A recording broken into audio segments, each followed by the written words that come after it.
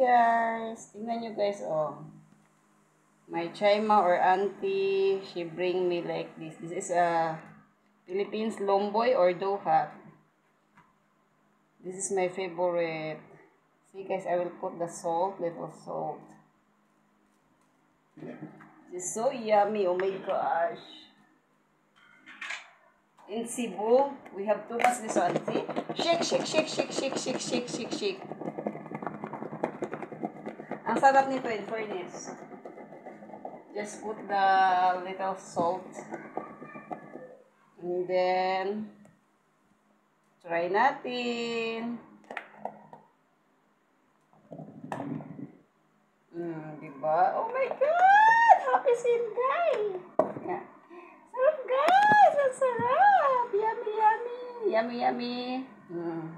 Try natin.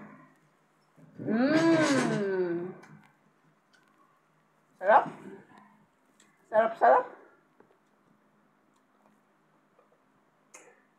Yung Chaima ko guys or auntie, wherever she will go, she can find that I like that food, like a Filipino food. She's always bringing. Before also, when I pregnant for Sophia, oh my God, I'm looking for this, but I cannot find. What I will do, I just get the salt and eat. Now, yummy. Ang sarap. Ang sarap, in fairness, yummy. Call is lomboy or dohat.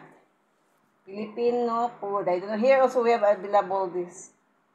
That's why my Chaima bring this one. She go in the market. You want to try, Sophia? Try one? You like that? Mami, tayo. Ito na.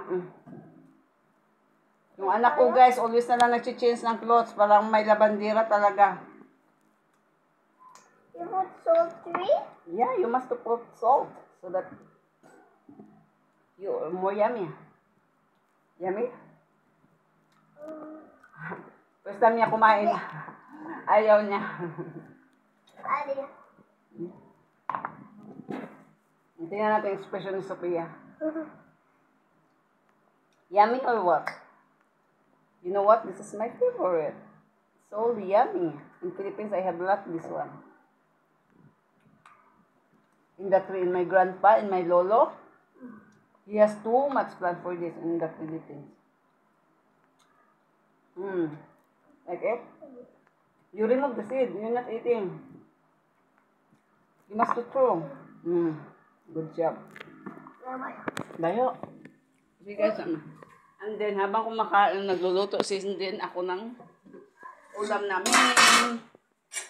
Tingnan nyo yung ulam ko guys. Eggplant and cabbage. Yellow, dirty pillow kasi may turmeric. Turmeric is life here in Nepal. But it's healthy. O yan, katatapos ko lang magluto guys. O ayan. Ready na aming food. Tapos mag-ano lang ako ng onion at saka kamatis, tomato. And then, solve ang problema.